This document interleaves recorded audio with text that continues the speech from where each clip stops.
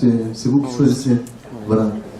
Et donc je voulais également remercier le Rav Cohen Sedek qui nous a fait l'honneur d'être parmi nous aussi ce soir. Je voulais vous remercier à vous tous d'avoir répondu présent, d'être aussi nombreux pour cet événement. Et voilà, je vais laisser la parole principale au Rav. Toda Rabba.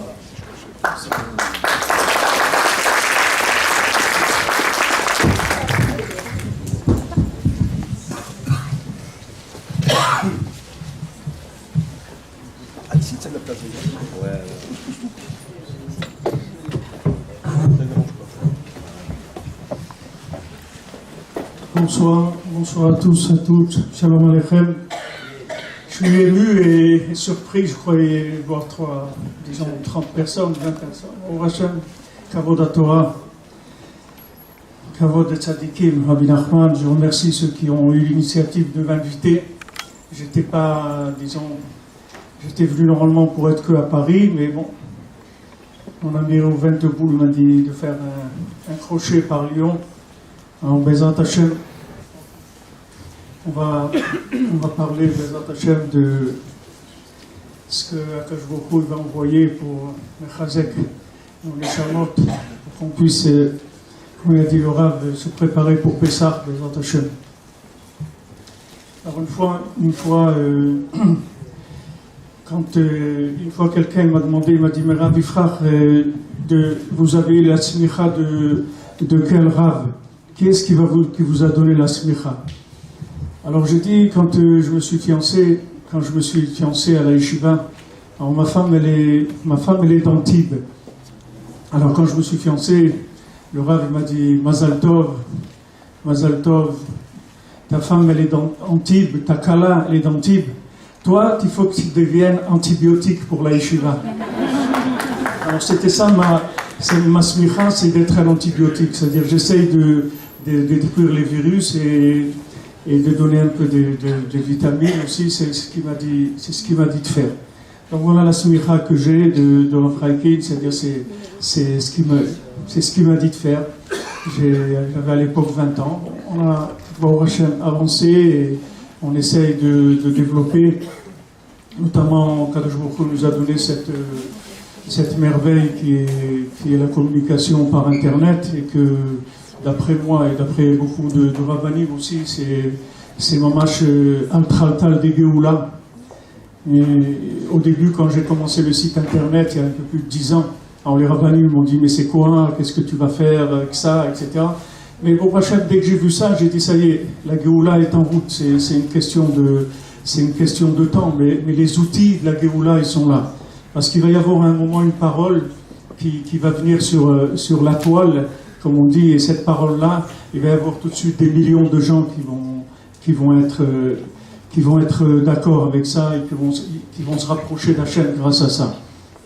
Dans une étude que j'ai vue une fois de marketing par rapport à ce qui parlait le Rav de la Ta'ota d'Ilela et Ta'ota d'Iltata, l'éveil d'en haut et l'éveil d'en bas. Alors j'avais vu une étude de marketing qui disait que le fait que quelqu'un il rentre sur Internet et il clique, alors le clic c'est Ta'ota d'Iltata, parce que la personne, quand elle clique, elle cherche. C'est-à-dire elle appuie, elle cherche Torah, elle cherche Simcha, elle cherche Imuna, elle cherche ce qu'elle cherche, Breslev, elle a cliqué. Alors c'est une étude de marketing qui n'était pas basée sur le judaïsme, mais qui disait que les gens ils sont beaucoup plus à l'aise sur Internet que par la publicité qui est dans la rue. La publicité dans la rue, elle agresse les gens ils n'ont rien demandé. Maintenant vous prenez le métro ou le train, on vous met une affiche, et vous n'avez rien demandé par rapport à cette affiche-là. On vous oblige à avoir une affiche et vous n'avez pas demandé. Tandis que sur Internet, si c'est protégé comme il faut, normalement vous allez là où vous voulez aller. Et du moment où vous avez cliqué, vous sentez que vous avez fait quelque chose, vous avez cherché la chose. Donc ça, c'est déjà un clé pour pouvoir recevoir la lumière de façon positive. Alors, dans Rabbi Nachman, il dit dans la Torah même tête, la Torah 49 qu'on est en train d'étudier en ce moment, que ce qui manque justement dans le monde, la seule chose qui manquait dans le monde, c'est le vouloir d'un homme pour que toute cette histoire elle existe. C'est-à-dire que tout le Maaseh Bereshit, il n'a jamais été voulu par quelqu'un. C'est ça le problème. C'est que la Mishnah, elle dit, on est là, on est forcé, c'est-à-dire on nous force à venir dans ce monde, on ne demande pas notre avis, on vient dans ce monde, on vit al-kochacha tachai, tu vis de façon obligée, al-kochacha atamet, et après tu t'en vas, tu décides pas que tu vas venir, tu ne décides pas que tu vas vivre, tu ne décides pas que tu vas mourir, tu décides rien. Alors maintenant, du fait qu'on décide rien, ça fait qu'on n'a pas vraiment le récipient pour recevoir le message de notre vie. Parce que si quelqu'un vous l'obligez à être quelque part, alors il est là, il est tout de suite dans une situation où il subit les choses. Du moment où il subit les choses, il va se préparer à réagir par rapport aux choses. Il va être sur la défensive. Il va pas avoir, parce qu'il n'a pas eu d'initiative personnelle.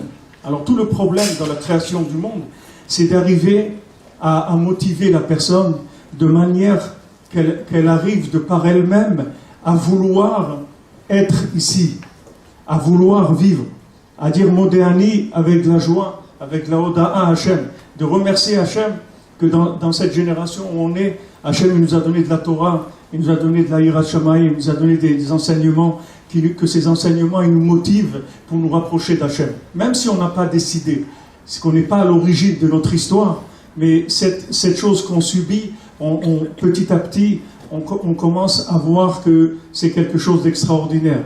Et c'est le but d'une éducation réussie. Une éducation réussie, c'est quand on donne à l'enfant le goût de la chose.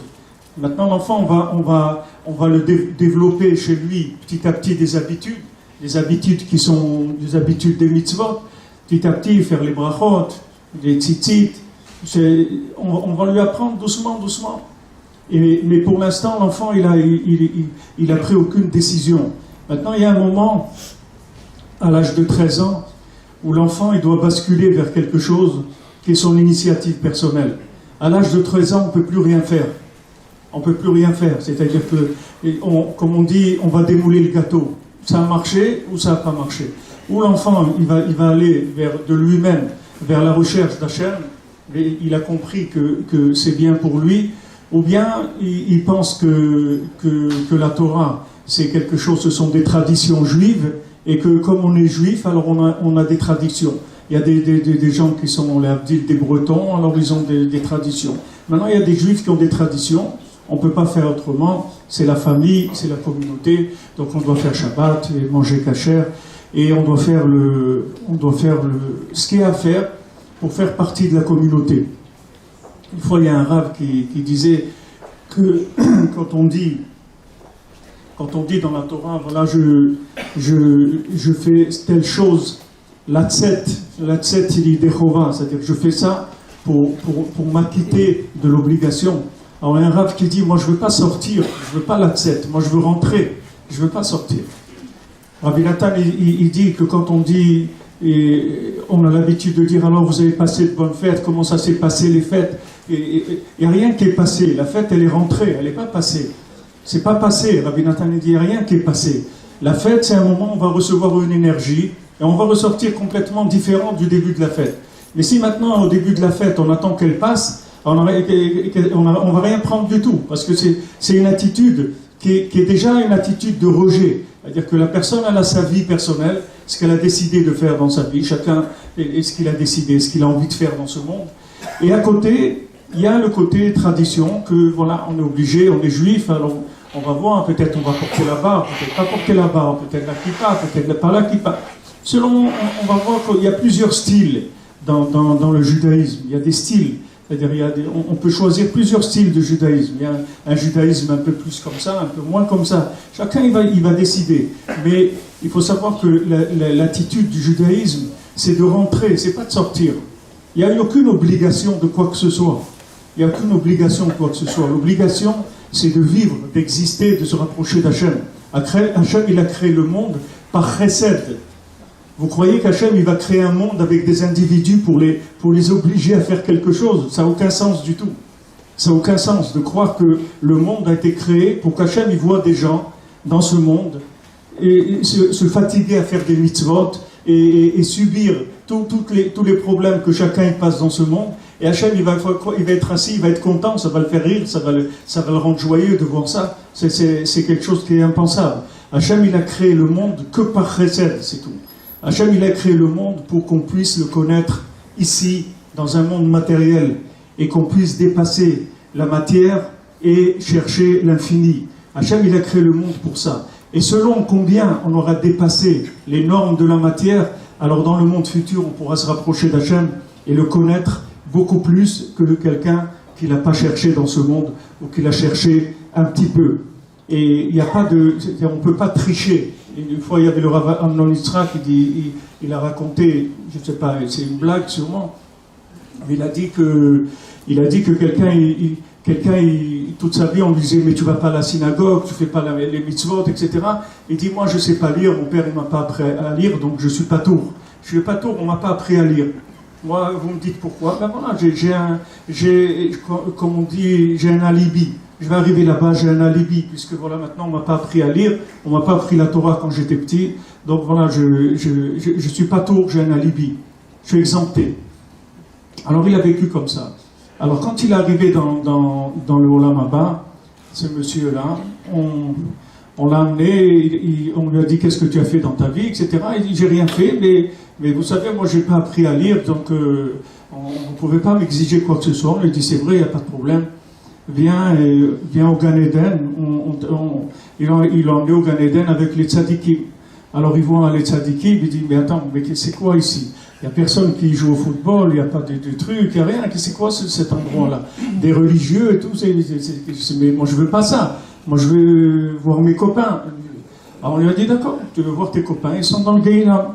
Alors, il a dit, d'accord, voilà un visa, et garde-le bien avec toi, parce qu'il y a un ange, quand tu vas sortir, il faut que tu lui montres le visa pour sortir. Alors, il est allé, il a vu ses copains là-bas, il a vu de la souffrance, c'était très dur, il a dit, ah non, je préfère encore être seul avec des gens calmes comme ça, comme là-bas, ils avaient l'air gentils et tout. Ici, c'est trop dur, je ne veux pas voir ça. Alors, il s'approche de la sortie, et donc l'ange qui gardait, il lui dit, tu ne peux pas sortir. Il dit, non, mais moi j'ai un visa. Alors l'ange, il regarde, il dit, je suis désolé, moi je ne sais pas lire. Donc, ça c'est, la chose s'est réglée d'elle-même, vous comprenez? C'est-à-dire qu'on peut pas, il n'y a pas de combine. Rabbi Nachman, il dit que la meilleure des combines, c'est de ne pas faire de combine. Ça, c'est la meilleure combine qui marche tout le temps. On ne fait pas de combine. On va, Yachar, Akadosh Baruch Hu, il a dit à Avraham Avinu, il a dit, Lech Lecha, sache, avant qu'on commence, sache que ce que tu vas faire, c'est pour toi. C'est pas pour moi.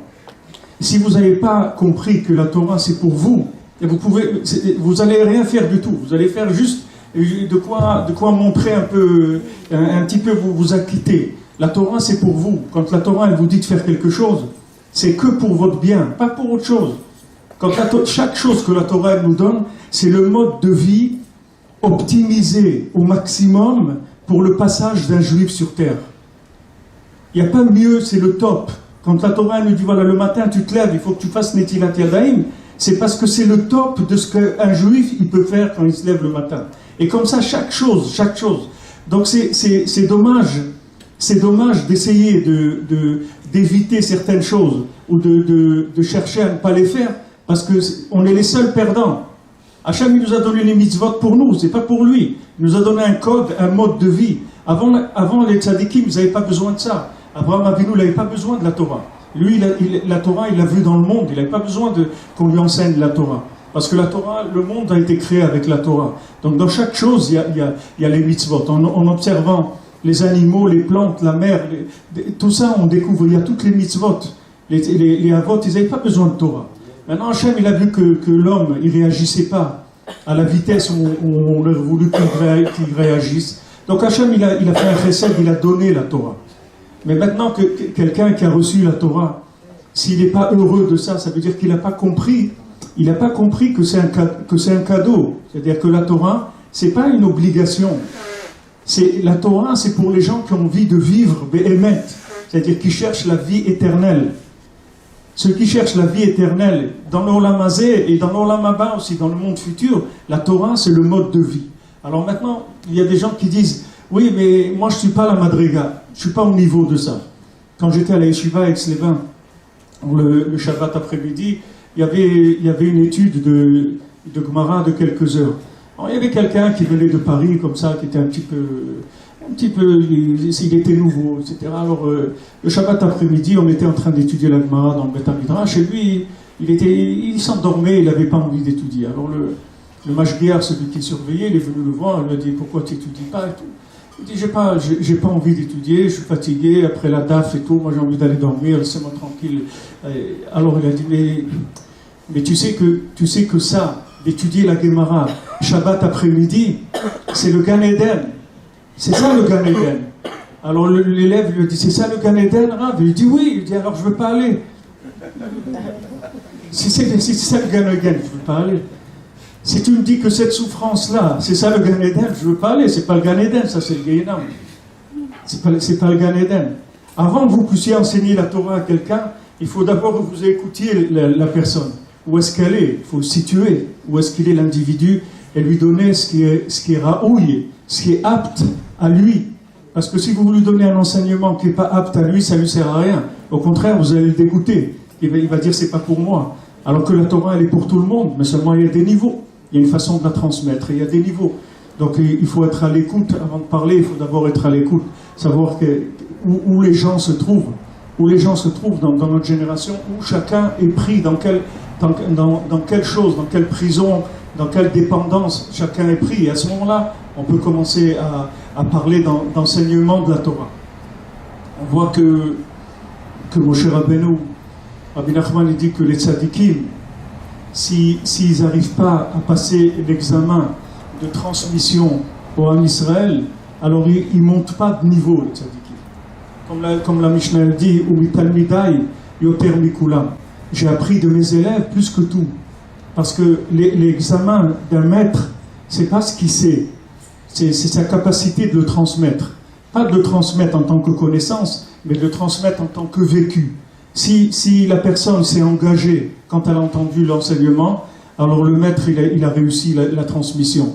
Et si la personne ne s'est pas engagée, alors il n'a pas réussi. Alors quand il y a eu la faute du veau d'or, Akadosh Baruch Hu, il a dit à Moshe Rabbeinu, il lui a dit l'air red kishechet amecha.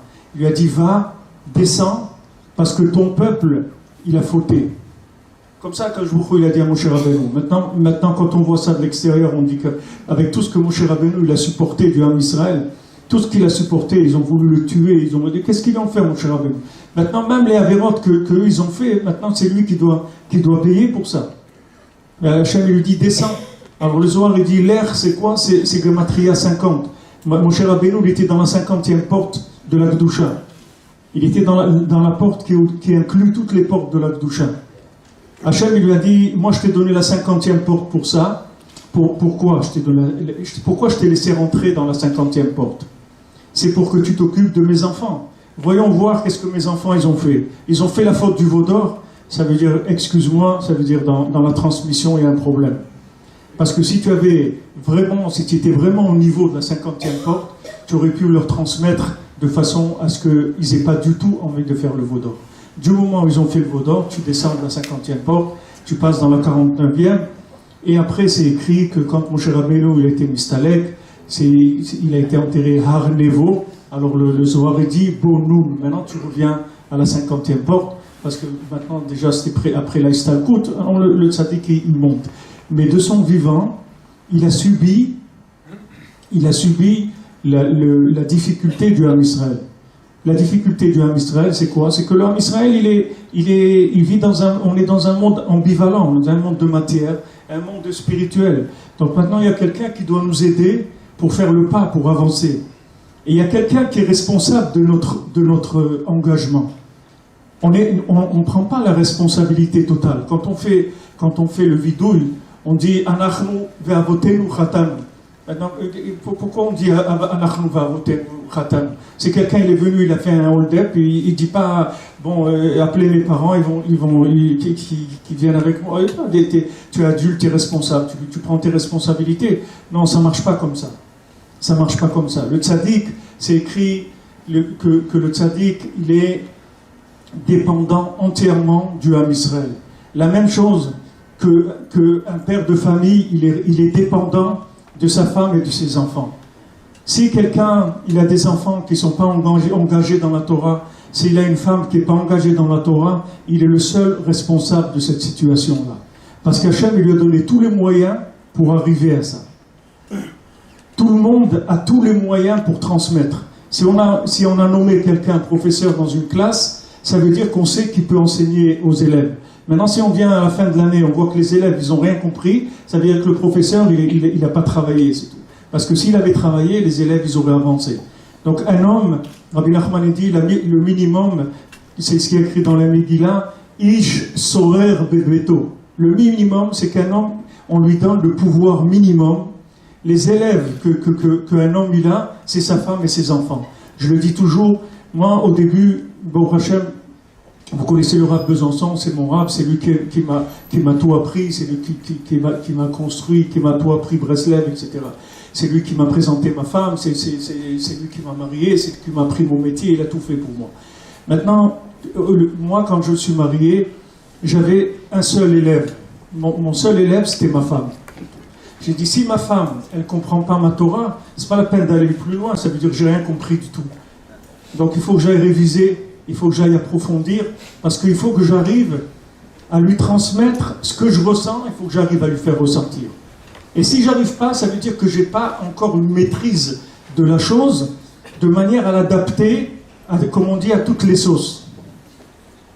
La personne est là, une femme, elle est là, elle demande. Des enfants, ils sont là, ils demandent ils sont que demandeurs, ils ont rien, ils ont pas de possibilité d'initiative personnelle. Ils sont demandeurs. Maintenant, si le père, il n'arrive pas à fournir, alors ça va commencer des problèmes. Pourquoi? Parce qu'ils vont chercher d'autres fournisseurs. Et c'est là où ça commence les problèmes. Mais normalement, un père, Hachem, il donne à chaque père toute la chokhma qu'il faut pour attacher sa famille à Hachem. Maintenant, s'il réussit cet examen, il peut passer à autre chose. C'est-à-dire, il peut avoir des élèves, un élève, 2 élèves, 500 élèves, 1000 élèves, il n'y a pas de limite après. La limite, c'est combien de Torah il est arrivé à faire descendre, combien il a approfondi, et à ce moment-là, il peut l'adapter à un public le plus large possible. Il n'y a pas de limite à laquelle on peut arriver. Mais le capital de base qu'Hachem nous donne, c'est notre femme et nos enfants. C'est pour ça que quand je vois des gens qui veulent enseigner la Torah et que leurs femmes et leurs enfants, ils sont à l'ouest complètement, je dis, regarde, t'es pas à ta place. Au lieu d'aller faire une yeshiva, aller chercher des élèves, etc., reste à la maison, occupe-toi de ta femme et tes enfants, prépare à manger, fais le ménage, ce que tu veux, mais rentre dans quelque chose qui est la réalité de ta vie. C'est ça la réalité de ta vie. La réalité de la vie de quelqu'un, c'est ça. On raconte de Rabbi Akiva qu'une fois il avait vu quelqu'un qui était en train de souffrir de choses très, très, très désagréables, puisqu'il était obligé de chercher du bois dans le désert, et il se brûlait chaque jour, et le lendemain il faisait la même chose. C'était une punition qu'il avait dans le Gehinam. Alors Rabbi Akiva, il l'a vu, il lui a dit qu'est-ce qui t'arrive, etc. Il dit voilà, toute ma vie j'étais un pochéa, j'étais que des avérotes, etc. Voilà ce qui m'arrive. Alors Rabbi Akiva lui a dit tu n'as pas des enfants? Et il dit j'ai laissé un fils, mais il est encore pire que moi. Il dit bon, de quelle ville tu es? Alors Rabbi Akiva, il a été voir le fils. Le fils c'était un petit brigand, un petit voyou, etc. Rabbi Akiva, il a commencé un petit peu à jouer avec lui, à parler avec lui, etc. Il a dit, voilà, je voudrais qu'on parle ensemble, je voudrais t'apprendre le Aleph Bet. Alors il a commencé à apprendre le Aleph Bet. Alors le père, après, dès que l'enfant il a appris l'Aleph Bet, le père il est venu voir Rabbi Akiva, il lui dit, ça y est, déjà ça, là où j'étais, que je me brûlais, tout ça on me l'a enlevé. Déjà maintenant je suis rentré dans un niveau de Gehinam beaucoup plus sympathique, si on peut employer ce mot. Maintenant, l'enfant, il a appris à lire, il a appris un petit peu la Torah, le père, il est rentré dans le Gan Eden. Il est venu lui a dit merci. Vous voyez, le père, il n'a rien fait. Le père, il n'a rien fait du tout. C'est, comme on dit, c'est des retours d'investissement, c'est tout. C'est-à-dire, vous avez le retour d'investissement, c'est tout. Il y a des gens, ils ne veulent pas s'investir, mais sachez qu'il y a un moment où on fait des comptes. C'est pas, on peut pas si quelqu'un il n'arrive pas, il doit se casser la tête, c'est tout. Ah, il n'arrive pas, il dit mais moi j'arrive pas. Mes enfants, je leur parle, ils veulent pas m'écouter, ils veulent pas t'écouter. Il y a d'autres méthodes. Vous savez, à Yerushalayim, je raconte toujours ce maasé parce qu'il m'a beaucoup aidé. Il y avait deux Avrichim qui étaient au collège, ils étudiaient ensemble. Et à un moment, il y a un qui a décidé d'aller travailler, et l'autre il a continué à étudier. Celui qui allait travailler, il allait travailler à Haïfa. Il habitait à Jérusalem. Il allait travailler à Haïfa. Donc il partait le dimanche et revenait le vendredi. Et l'autre, il a continué à étudier, il est devenu Rosh Kollel, etc. Il a avancé dans la Torah.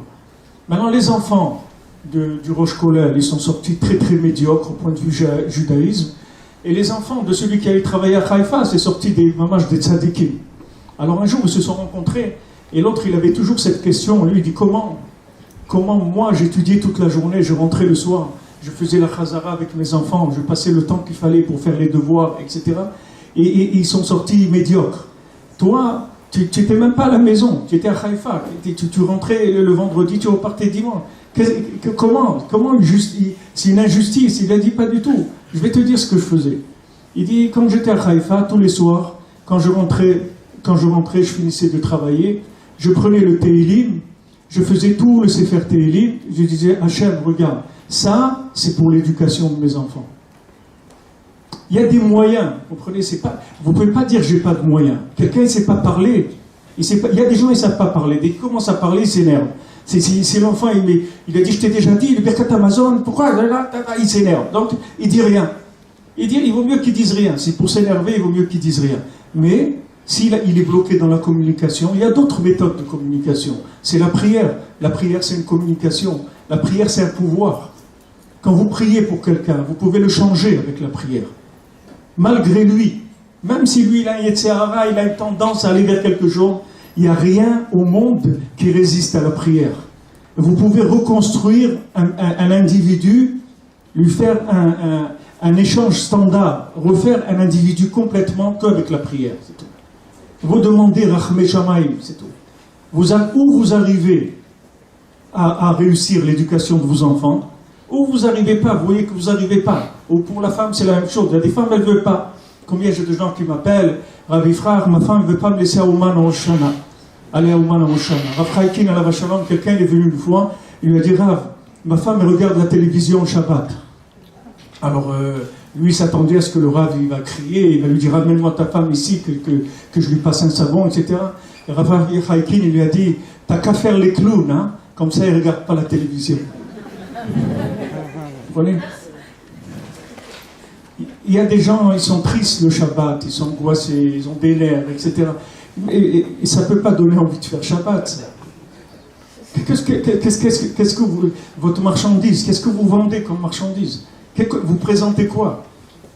Aujourd'hui, vous voyez, vous achetez tout, c'est de l'emballage. Si aujourd'hui, c'est l'emballage n'est pas bien, vous ne l'achetez pas. Même si on vous dit cette chose-là, elle est bien, si elle n'est pas bien emballée, vous ne l'achèterez pas. Parce qu'aujourd'hui, c'est que l'emballage qui marque. Rabbi Nachman, il a dit qu'on arrivera à un moment où la reliure du livre, elle sera plus importante que ce qui est écrit dans le livre. Que les gens ils vont acheter la couverture du livre, pas le livre. Vous lui dites à quelqu'un, tu sais, il y a un très beau livre, il va voir une couverture comme ça qui n'est pas belle, il ne l'achète pas. Il dit, mais attends, c'est très intéressant. Il dit, il ne peut pas. Il a besoin d'accrocher, que ça l'accroche par le côté extérieur. Donc maintenant, quand on veut transmettre, il faut regarder un petit peu à qui on a affaire. Et il faut savoir où on est. Si maintenant, nous, on a des difficultés à transmettre, pas de problème. On ne dit pas que quelqu'un doit absolument arriver à faire la chose. Mais quelqu'un, la responsabilité qu'il a, c'est de prier. Si quelqu'un, il n'arrive pas à convaincre par le dialogue, il peut arriver à convaincre par le dialogue avec Hachem. Parce que c'est exactement la même chose. De parler avec Hachem, et que Hachem, il va s'occuper de la personne, c'est exactement comme parler avec la personne. C'est la même chose. Parce que quand on va communiquer, c'est l'âme Nafshi Yatsa Bedabero, mon âme, elle va sortir dans ma parole. Donc je vais arriver à transmettre à l'autre ce que j'ai besoin de lui transmettre. Surtout les gens dont j'ai la responsabilité, qui sont ma famille proche. Maintenant, je vois que ça arrive, j'arrive pas. J'arrive pas à trouver la longueur d'onde. J'arrive pas. Ils sont surtout aujourd'hui. Aujourd'hui, il y a des écarts énormes. je le dis toujours dans mes shiurim, le Chazon Ish, il a dit qu'à son époque, ça fait déjà, le Chazon Ish, ça fait combien, 60 ans, le Chazon Ish, ça fait 60 ans, Chazon Ish 50 plus que 60, 70 ans. Le Chazon Ish, il a dit à son époque qu'aujourd'hui, une génération, c'est 1 an. C'est pas 20 ans. C'est-à-dire que quand vous avez un fils, une fille de 20 ans, vous avez 4 siècles d'écart avec lui. C'est-à-dire, c'est comme si vous prenez quelqu'un maintenant, vous le sortez, qui vivait en l'an 1600, vous l'amenez maintenant, il sort, il n'a rien vu depuis 1616 à 2016, maintenant vous le sortez de 1616, vous l'emmenez en 2016. Et maintenant qu'est-ce qu'il va faire? Il va aller se recoucher dans sa tombe, c'est tout ce qu'il peut faire. Qu'est-ce qu'il va faire? Il va voir ce qu'il y a, il y a, je sais pas, 25 ans, quand il y a le fax qui est sorti, on était comme des fous, on passait le fax, regarde le document de là-bas, d'Amérique, il le passe dans la machine, il sort ici, voilà, il était comme si on voyait un truc extraordinaire. Aujourd'hui, dans les trucs, quand ils disent numéro de fax, ils mettent 2 points, et qu'est-ce que c'est? Ils mettent comme ça, les gens ne savent même pas ce que c'est un fax aujourd'hui. Regardez, ça a pris 25 ans, ça a disparu de la circulation complètement. Il y a une évolution énorme. Donc on peut pas suivre. On ne peut pas suivre. Ça va trop vite. C'est-à-dire que la machine, comme Hachem il l'a conçue, il n'a pas conçu pour cette vitesse-là. Elle n'a pas été conçue pour cette vitesse. Vous prenez une bicyclette, vous ne pouvez pas mettre un moteur qui roule à 200 à l'heure et tout. Elle n'est pas faite pour ça. Bicyclette, c'est 15-20 à l'heure, c'est tout. Ça ne peut pas aller plus que ça. Nous, on n'a pas été conçus pour tourner à une vitesse telle. Ça fait qu'aujourd'hui, on ne peut pas se comprendre. Si vous voulez vous comprendre votre conjoint, ou vos enfants, ou votre patron, ou vos employés, ou votre rave même, avec la logique, vous ne le comprendrez jamais. C'est même pas la peine d'essayer. Vous ne comprendrez rien du tout. Parce que la vitesse d'évolution, elle est plus rapide que la vitesse de notre cerveau. Donc vous ne pouvez pas suivre. Vous allez réfléchir qu'est-ce qui se passe en Israël. Mais comment, voilà, un soldat, il tue un terroriste, alors il passe au tribunal, il allait prendre 25 ans de prison, le pauvre, pourquoi? Parce qu'il a tué un pauvre terroriste. Tu n'es pas sûr qu'il allait te tuer maintenant. Si tu es sûr qu'il va te tuer, etc., alors peut-être on peut discuter, voir. Mais si quelqu'un réfléchit à ça, il peut devenir fou. Il peut devenir fou, c'est-à-dire, il n'y a pas, qu'est-ce que c'est? C'est quoi ça? C'est quoi? Ces jeunes-là qui vont à la guerre, qui meurent et tout, vous les mettez dans des conditions pareilles, mais les gens, ils veulent plus aller à l'armée après. Ils disent, mais attends, je vais aller à l'armée pour finir ma vie en prison si je tue un ennemi. Mais on est où? On est dans un monde de fous, oui. Alors si vous essayez de réfléchir, c'est terminé. La machine, elle saute. Si vous essayez de réfléchir, vous avez, le système, il va sauter. C'est-à-dire que c'est fini. Alors, sachez, soyez tranquilles, que vous n'allez rien comprendre du tout. Jusqu'à ce que Mashiach vienne, on va comprendre de moins en moins. Et après, Bezat Hashem, on va essayer d'expliquer pourquoi Hachem fait ça. Donc maintenant, si on ne se comprend pas, il ne faut pas vous étonner. Parce que la vitesse d'évolution, elle est énorme. On n'arrive pas à capter la chose. Il y a le système du stroboscope. C'est un système qui accélère la vue des choses. Et quand quelque chose tourne très vite, lui tourne à la même vitesse, alors vous voyez l'image comme si elle était fixe, mais en fait elle tourne très très vite. Alors nous, on n'a pas ce stroboscope-là. Nous, ce qu'on a, c'est qu'on ne comprend rien du tout. Et j'ai oublié de vous dire aussi une des choses principales, c'est qu'on ne se comprend pas nous-mêmes. C'est encore pire. Parce qu'un matin, vous vous levez, et la Neshama, elle vous emmène chez Mordechai, et le lendemain, vous emmène chez Haman. Alors je dis, attends, mais tu es où là? Mon ami, il faut un peu de sérieux là. Ça veut dire quoi sérieux? J'arrive pas. Quand il y a Mordechai qui m'appelle, je fonce. Et quand Haman il m'appelle, je fonce aussi. Je ne sais pas quoi faire, j'arrive pas. C'est-à-dire que toi-même, il faut que tu saches déjà que toi-même, tu ne vas pas te comprendre. Commence avec ça, que toi-même, tu ne vas pas comprendre ni tes réactions, ni ton attachement à Hachem, rien, tu ne vas rien comprendre. Pourquoi aujourd'hui tu as prié avec la voûte, et pourquoi le lendemain tu as envie juste que la prière elle se termine, parce que tu peux pas. Mais comment? La veille tu as prié, tu étais joyeux, aujourd'hui, il n'y a pas de question. Parce que le système, il ne peut plus gérer ces données-là. C'est des données qui dépassent notre système mental. Donc le système mental, vous le prenez, vous le mettez dans un sac de poubelle, vous le jetez, c'est tout. On n'a plus besoin de ça aujourd'hui. Aujourd'hui, ça ne sert à rien. Le cerveau, il ne sert à rien. Il ne tourne pas assez vite. Donc maintenant, comment on va faire pour s'en sortir? Si notre cerveau ne tourne pas assez vite, bon, Hachem, on a quelque chose qui tourne à la vitesse de l'infini. C'est la émouna qu'on a dans notre cœur. Ça tourne à la vitesse de l'infini. La émouna, elle peut tout absorber. C'est-à-dire que maintenant, quand vous avez confiance que ce que Hachem lui fait, c'est bien, que l'autre, il est bien, que vous êtes bien, que votre conjoint, il est bien, que vos enfants, ils sont bien. Maintenant, dans la vitesse où on tourne, on ne peut pas se comprendre. Ok. Mais on est sûr qu'on est bien. On regarde l'autre comme étant quelqu'un de bien, parce qu'on est persuadé qu'il est bien. Une fois, quelqu'un, il a dit à Rabbi Nachman, oui, mais celui-là, c'est un rachat. Rabbi Nachman, il dit que comment tu peux dire d'un juif que c'est un rachat? Comment tu peux dire d'un juif que c'est un rachat? On n'a pas le droit de dire ça. Il n'y a pas de juif rachat. Dire qu'un juif c'est un rachat, c'est une insulte d'Hachem. Qu'est-ce que ça veut dire? Hachem, il a créé quelqu'un qui est un rachat, il entretient quelqu'un qui est un rachat. C'est quoi? Il y a pas. Tu n'es pas arrivé à voir le bien. C'est ton problème. Même si tu es arrivé à un cas de figure, comme on voit dans Elisha. On voit que Elisha, il a vu ces petits jeunes qui étaient des voyous et qui empoisonnaient le puits du village. Comme ça, les gens ne pouvaient pas puiser l'eau. Et eux, ils allaient chercher des seaux d'eau dans le village d'à côté, ils leur vendaient l'eau. Ils se faisaient de l'argent avec ça. Ils empoisonnaient le puits et ils allaient chercher de l'eau ailleurs pour faire de la parnassa avec ça. Alors Elisha, il est venu, c'était un groupe, ils étaient plusieurs dizaines, je crois 40. Il les a regardés, il les a tués à tous. Tous ces jeunes-là, il les a tués. Alors Menachem, on lui a demandé, toi Elisha, l'élève de Eliyahu Hanavi, qu'est-ce que tu fais? Alors il a dit, mais j'ai vu, c'était des Réchaïm, mais j'ai vu toutes les régénérations après eux, j'ai vu qu'ils sortiraient rien de bien. Alors c'est pour ça que je me suis permis ça. Alors Hachem lui a dit, c'est pas comme ça que ça marche. T'as pas vu qu'il y avait du bien? Il fallait que tu rentres le bien. Il n'y avait pas de bien, alors mets-le bien. Tu as l'impression qu'il n'y a pas de bien, alors mets-le. Investis du bien. Dis que oui, je fais confiance qu'il va y avoir du bien. Je fais confiance. Et quand on fait confiance, la personne, quand on lui fait vraiment confiance, jamais elle va trahir. Parce que la confiance, c'est une attache. Elle ne va jamais trahir. Quelqu'un qui trahit, c'est qu'on ne lui a pas fait confiance. Ma mère, elle est à Shalom, toujours, elle me disait, moi j'ai confiance en vous, 100%. Faites ce que vous voulez. Moi je suis sûr de mes enfants. Je suis sûr que vous êtes des enfants bien. C'est tout. Et ça nous tenait.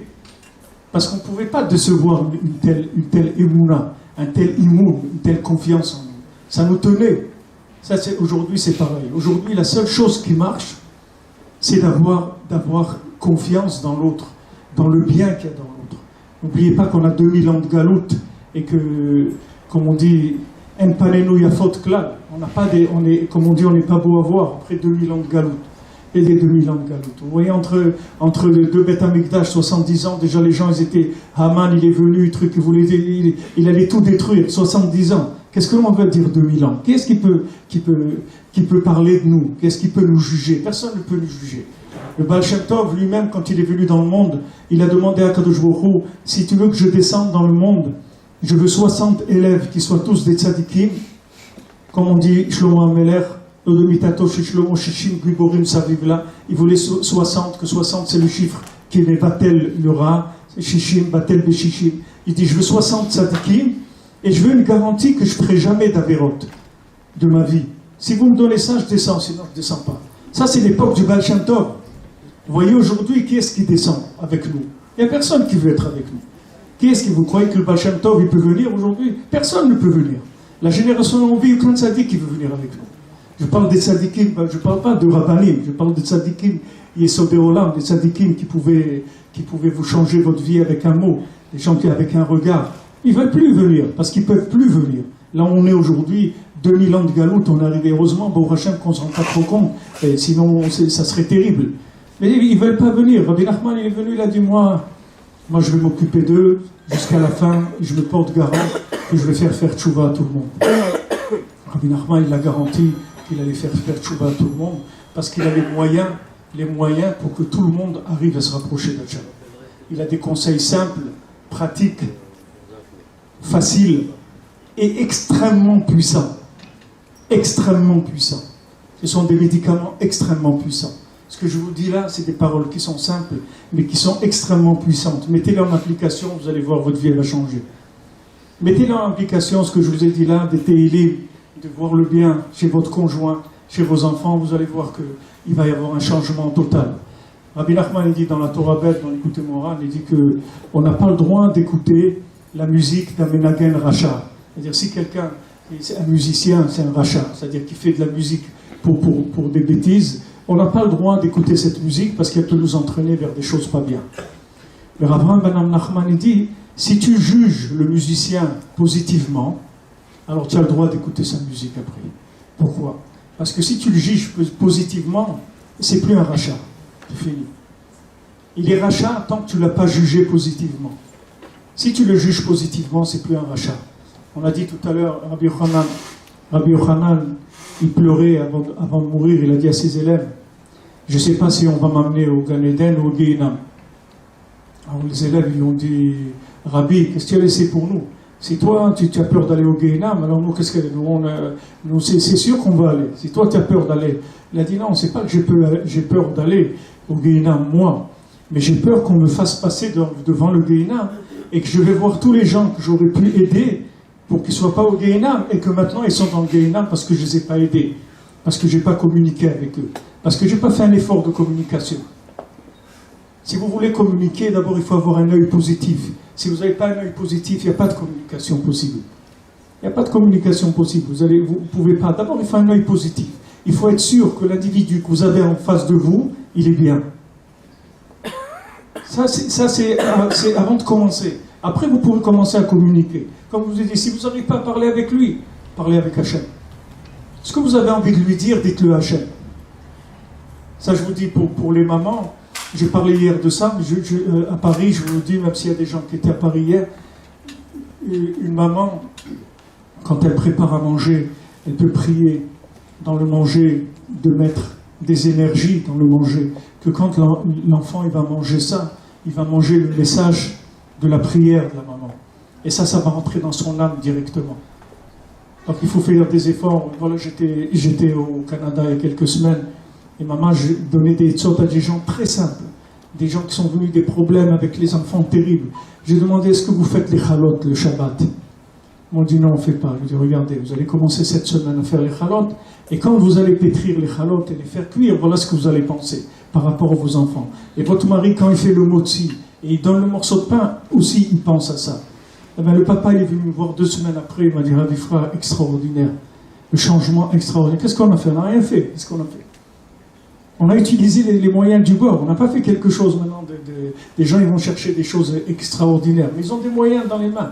Au lieu d'aller acheter des choses, du manger, qui en plus même pas du manger qui détruit l'individu et dans lequel il n'y a aucune âme. Qui est-ce qui a préparé ce manger? Qu'est-ce qu'il y a dans ce manger? Avant, les gens ils étaient joyeux, ils avaient de la vitalité parce qu'ils consommaient des choses vivantes. Il y avait des choses vivantes, je l'ai dit hier. Moi, quand ma grand-mère, à la Shalom, elle habitait à Dimona, j'allais la voir. Elle me faisait un café, mais chaque gorgée de café, la tête, elle partait. C'est-à-dire, il y avait dedans un amour, mais qui emportait complètement. Complètement. Et là, jusqu'à la dernière goutte de café, je ne voulais pas qu'il se termine ce café. Parce qu'il y avait quelque chose, un amour dedans extraordinaire. Donc maintenant, vous voulez éduquer vos enfants, voilà quelque chose pour éduquer les enfants. J'ai un ami, Bennett, qui a fait tchouva comme ça, un Marocain qui était très loin, il était à Los Angeles, et un jour il a vu à Los Angeles qu'il y avait une épicerie, une pâtisserie qui faisait des gâteaux marocains. Il est rentré là-bas, il était perdu complètement, il était dans d'autres mondes. Il est rentré dans cette pâtisserie, il a pris des gâteaux marocains, il a mangé ces gâteaux. Il m'a dit, quand il a mangé ses gâteaux, il est revenu tout de suite. De là-bas, il est revenu au Maroc, il a fait tchouva à la Makom. Il avait déjà plus de 30 ans. Il a fait tchouva à la Makom. Puis avec le manger, c'est tout. Il n'y a pas besoin de parler. Vous voyez, qu'est-ce qu'on fait Shabbat? Les repas de Shabbat. C'est des moments très très intenses. C'est-à-dire, le repas de Shabbat, chaque bouchée, c'est de l'énergie pour la neshama. Rabbi Nachman il dit que dans la semaine, quand on mange le foie, il prend la nourriture en premier, et après il distribue au cerveau. Mais le Shabbat, c'est pas comme ça. Quand on mange Shabbat, c'est le cerveau qui prend d'abord, et après il donne les restes au foie. C'est-à-dire le foie, c'est le sable, c'est le monde, c'est ce monde matériel, c'est l'Occident, c'est toute la tendance à la consommation. Et le cerveau, c'est là où il y a la neshama. Alors Shabbat, ça nourrit directement la neshama. Donc c'est dommage que le Shabbat d'aller acheter des trucs de traiteur ou des... Il vaut mieux faire simple. C'est pas la peine de faire 18 salades. On peut faire 2 salades. Mais il vaut mieux 2 salades, même des salades de tomates et de concombres qui sont préparées à la maison, coupées, plutôt que d'avoir besoin de 18 salades. Et pour ça, il faut aller les acheter. Et c'est fait... Je ne vous parle pas de cacheroute maintenant. C'est pas de la cacheroute, je parle. Je parle de la neshama qu'il y a dans la cacheroute, c'est le corps de la chose. Mais la neshama qui est véhiculée à l'intérieur de la nourriture. Quand vous préparez à la maison, que ça se prépare béchalom, bésimcha, avec des bonnes kavanotes, ce manger-là, c'est de l'énergie pour la neshama, c'est très puissant. Et sans que la personne, sans que l'enfant il se rende compte du tout, vous le remplissez de l'intérieur, vous lui donnez des forces nafshiyot, des forces de l'âme. Et après, cet enfant, il a des pensées positives, il a envie d'aller prier, il a envie d'étudier, et lui-même, il ne sait pas pourquoi il a envie de faire ça. Parce que vous lui avez communiqué à travers la nourriture. Pour Hachem, il y a beaucoup de conseils que la Torah nous donne qui sont des conseils simples, des choses simples. Mais malheureusement, on est passé à côté des choses les plus simples. Et dès qu'il y a un problème, psychologue, psychiatre, et les cachets, les antidépresseurs, les trucs pour se concentrer. Les gens, tout de suite, ils vont... Mais c'est quoi cette vie-là? C'est quoi cette vie? Ma grand-mère allait à Shalom, jamais j'ai entendu parler d'antidépresseurs. Ça n'existait pas. Parce que les gens, ils ne vivaient pas sous pression. Ils ne vivaient pas sous pression, ils évacuaient avec la Emouna. Quand on n'a pas d'Emouna, alors on vit sous pression, parce qu'on a peur de ça, on a peur de ça, on a peur de l'autre. Rabbi Nachman, une fois, quelqu'un, il lui a dit, Rabbi Nachman, je veux étudier, parce que vous savez, Rabbi Nachman, il a donné un CDR d'études qui est très très chargé, c'est-à-dire que si la personne veut faire ce que Rabbi Nachman il demande d'étudier, elle n'a même pas le temps de dire bonjour à quelqu'un, c'est jour et nuit qu'il faut étudier. Alors quelqu'un est venu, il a demandé à Rabbi Nachman, il a dit, je peux pas, c'est-à-dire toute cette étude, etc., comment je vais faire? Et il faut que je parle à ça, etc. Alors Rabbi Nachman il dit non, alors si tu n'as pas parlé à ça, qu'est-ce qu'il y a? Alors il dit, je ne vais pas avoir de quoi manger. Il dit, c'est que tu ne vas pas manger, qu'est-ce qui va se passer? Eh bien, il dit, Chazou Shalom, je dois mourir, je vais mourir. Il dit, de toute façon, il faut mourir. Qu'est-ce que ça change? Vous comprenez? C'est-à-dire, il faut aller dans l'absurde. Parce que si vous commencez avec la logique, vous n'allez pas vous en sortir. Donc, ce que vous avez à faire, faites-le, c'est tout.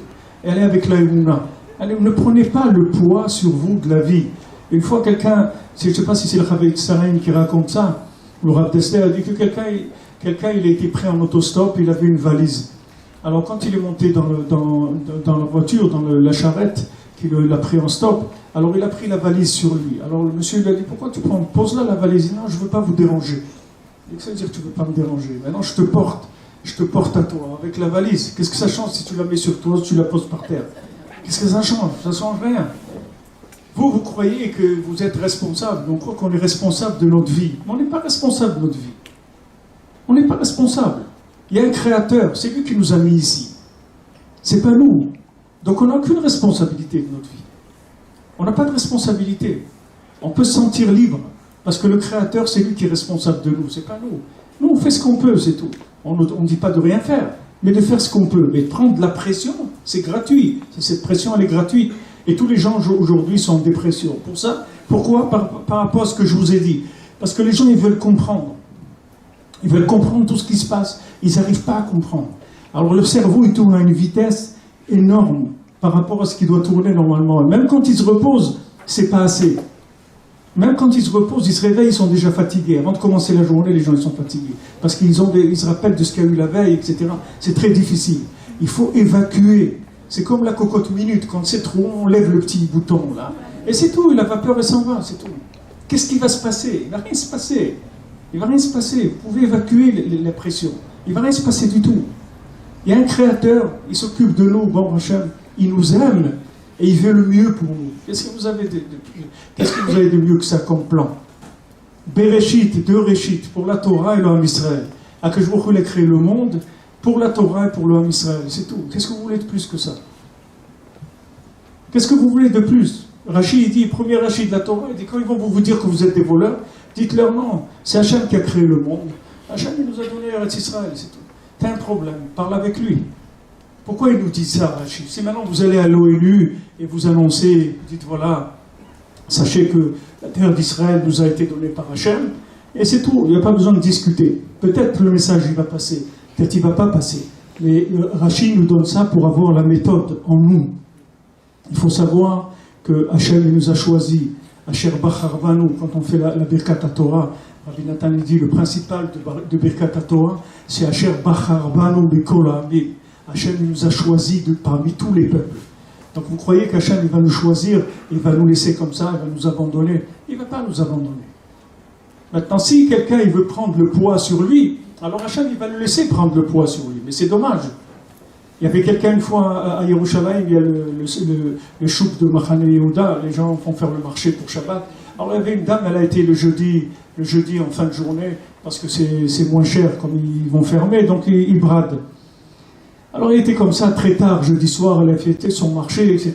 Et elle était toute seule en train de traîner ses sacs dans l'autobus. Alors qu'un rab, il a vu, il a dit pourquoi tu viens comme ça, tard, seul et tout. Et il dit parce que c'est moins cher.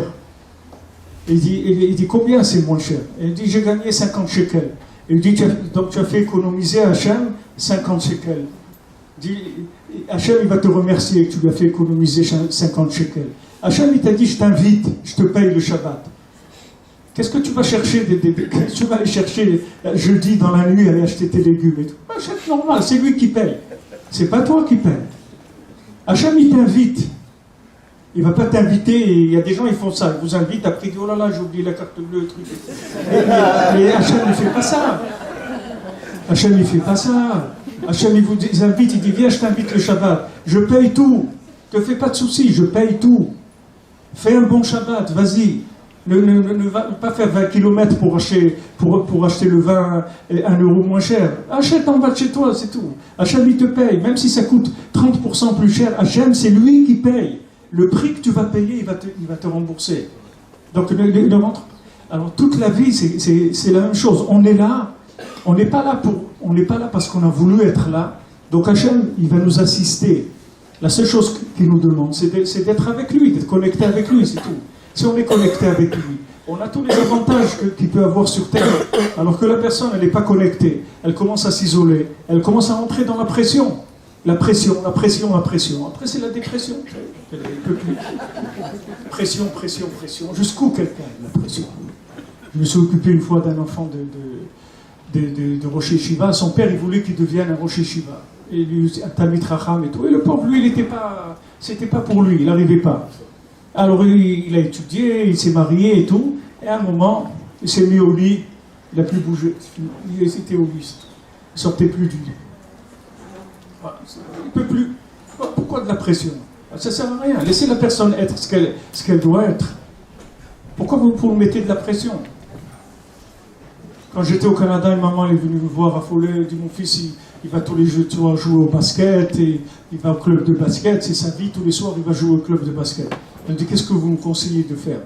On lui dit je vous conseille de bien lui nettoyer les Adidas et le tricot pour qu'il soit propre quand il va. Alors, elle m'a regardé. Elle ne savait pas si j'étais sérieux. Je dis, je suis très sérieux, madame. Je ne rigole pas. C'est sérieux. Occupez-vous de lui bien, ce qu'il a besoin pour son basket. Vous croyez qu'il va rester dans le basket toute sa vie? Et si c'est un joueur professionnel de basket? Non, c'est son métier, c'est tout. Mais ça va lui passer. Il a 16 ans, 17 ans. Qu'est-ce que vous avez? Chaque chose, vous allez commencer à faire la guerre. C'est pas ça, la vie. La vie, c'est pas ça. Laissez les gens s'épanouir, laissez-les vivre. Doucement. On n'est pas... Dans le monde où on est aujourd'hui, pour Hachem, quelqu'un, il fait Shabbat, il fait un effort, il va à la synagogue, il fait un peu, pour Hachem. Chaque point positif, il faut le grossir au microscope. Il faut le faire grossir énormément. Et le négatif, on ne le voit pas, ça n'existe pas. Le négatif, on ne le regarde pas, on ne parle même pas, on ne veut pas, ça ne nous intéresse pas. Et si vous faites ça, c'est simple, c'est pas difficile, vous allez voir que vous allez changer complètement votre vie. Ça va être une autre vie. Parce que quand vous vivez avec de la pression, avec un œil qui a des exigences, etc., n'ayez pas d'exigences. ni avec vous-même, ni avec votre famille. Il n'y a pas d'exigence. On propose, c'est tout. On propose. Voilà, c'est là, comme la Torah nous dit, tu mets devant eux, tu leur sers comme Shulchan Aruch, une table mise, et chacun il vient et prend ce qu'il a envie de manger. C'est tout. Un, il aime les chips, l'autre il aime ça. Chacun il se sert, c'est tout ce qui est. Toi tu lui présentes les choses. Rabbi Nachman il a dit ça, il a dit je veux que vous connaissiez bien mes enseignements et que vous fassiez comme un marchand de tissus qui laisse dépasser, il met ses tissus dans des étagères, il laisse dépasser un petit peu du tissu pour que le client quand il rentre, il voit un tissu qui lui plaît et il demande à l'acheter. Mais Rabbi Nachman était contre toute agressivité, toute agression.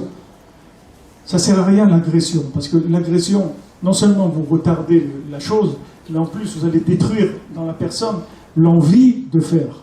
Et si, Chas v'Shalom, vous êtes arrivé à détruire le ratzon de quelqu'un, alors vraiment, vous l'avez vraiment abîmé terriblement. Terriblement. Quelqu'un qui ne veut plus, c'est une des choses les pires qu'il y a au monde. Donc il faut faire très attention, parce qu'aujourd'hui, les gens, je le répète pratiquement tous les 2 ou 3 cours, les gens aujourd'hui, ils sont extrêmement fragiles et ils peuvent déconnecter en quelques secondes. Il ne faut pas beaucoup. Donc il ne faut pas utiliser du tout la pression, pas la rigueur, pas l'exigence. Il faut faire aimer la Torah. Vous n'arrivez pas à la faire aimer. Étudiez plus profondément. Tous les secrets de la Torah, ils sont venus dans le monde pour ça. Quand Rabbi Shimon Bar Yochai, il a vu que son maître, Rabbi Akiva, que les 24 000 élèves ils sont morts parce qu'il n'y avait pas d'amour entre eux.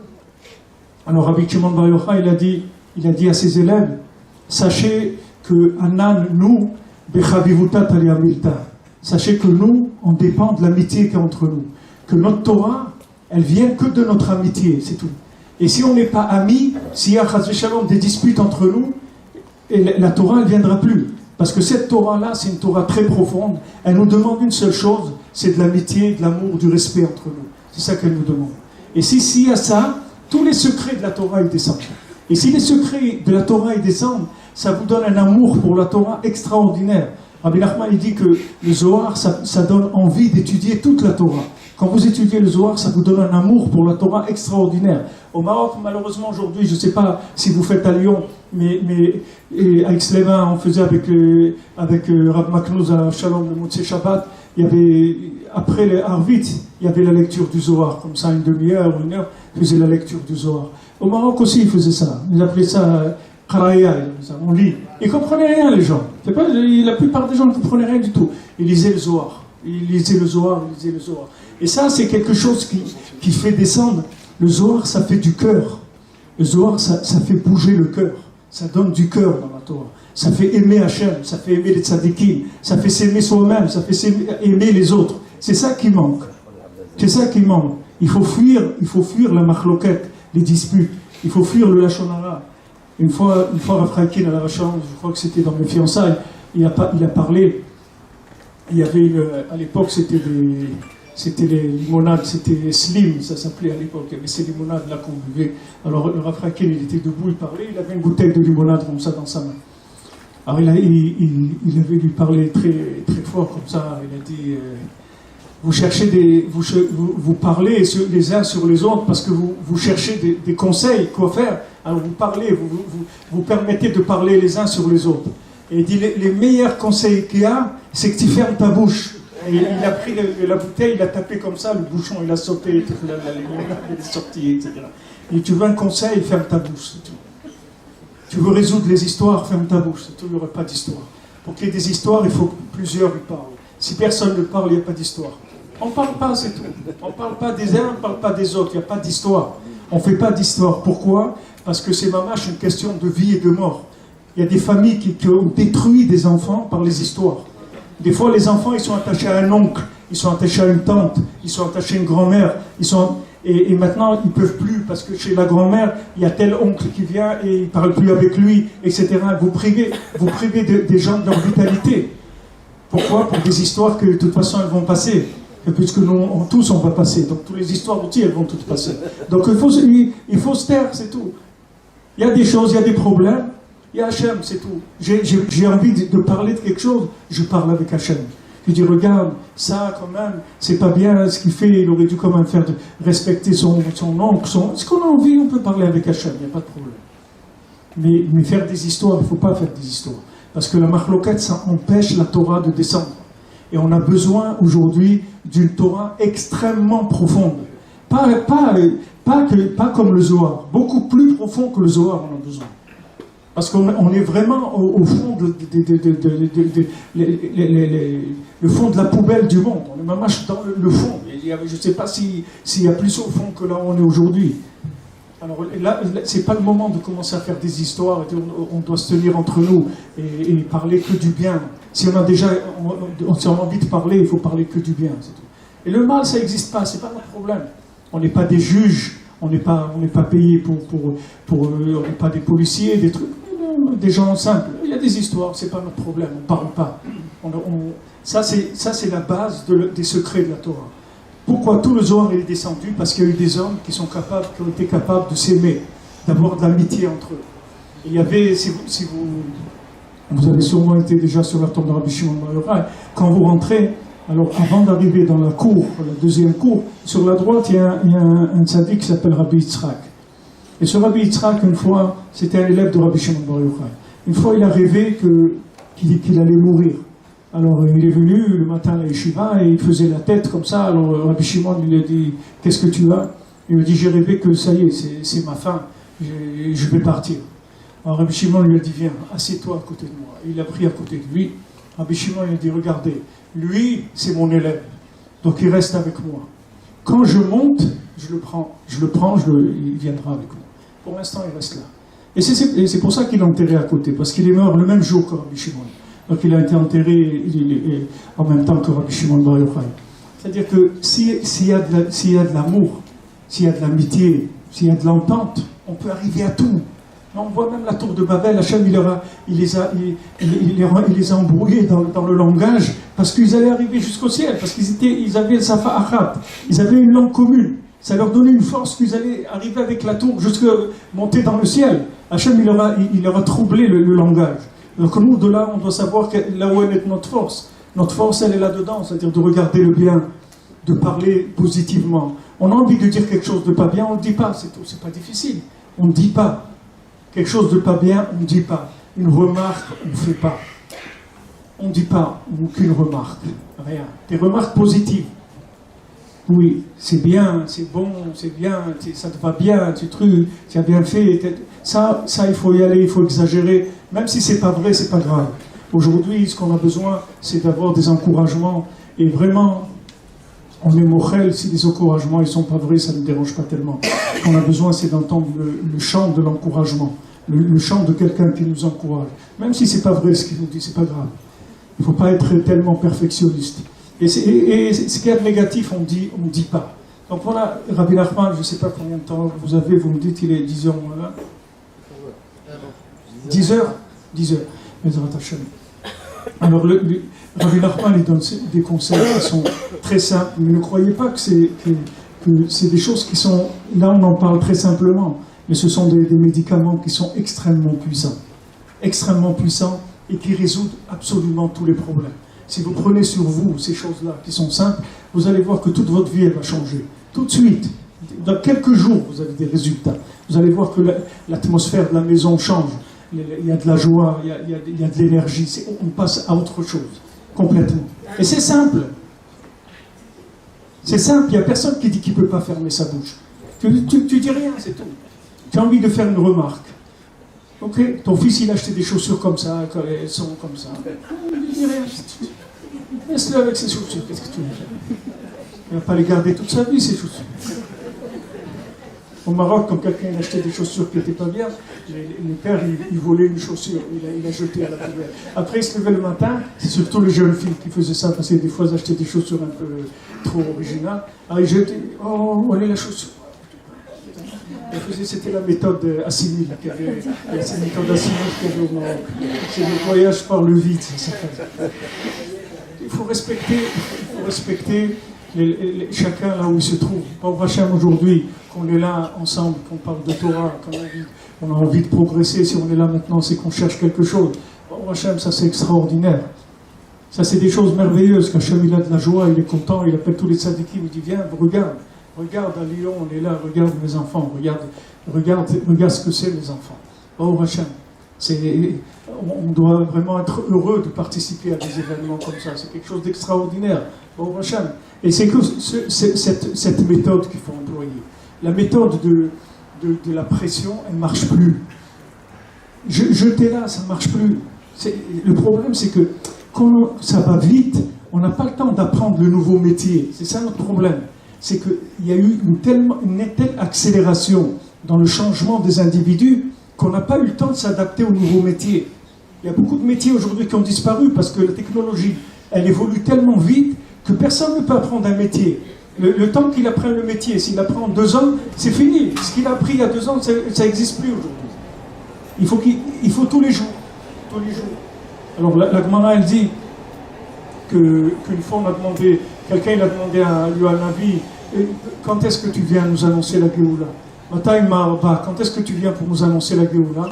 Il a dit, Hayom, Imbekolo Tishmao. Aujourd'hui, si vous entendez sa voix.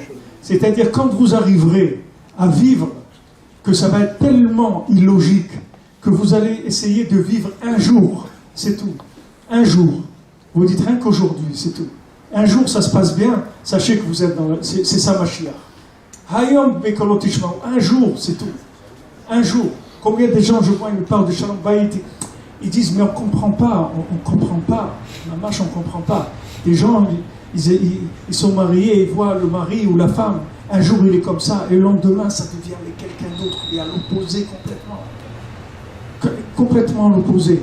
Et après ça revient, et après ça repart. Et les gens, ils disent, mais c'est pas possible que quelqu'un aussi gentil, autant affectueux, etc., il peut après dire des choses comme ça. C'est pas possible. Pourquoi c'est pas possible? Parce qu'on voit, on fait des bilans sur des semaines ou des mois. Mais faites un bilan journalier, vous allez voir que ça suffit. Vous avez fait votre journée, vous fermez la caisse, et le lendemain, c'est une autre journée. C'est tout. Ça n'a rien à voir avec la veille. Il n'y a pas de conclusion à tirer de la veille. On vit un jour. Le jour où on arrivera à cette conscience-là, et on va y arriver parce qu'on ne pourra pas supporter.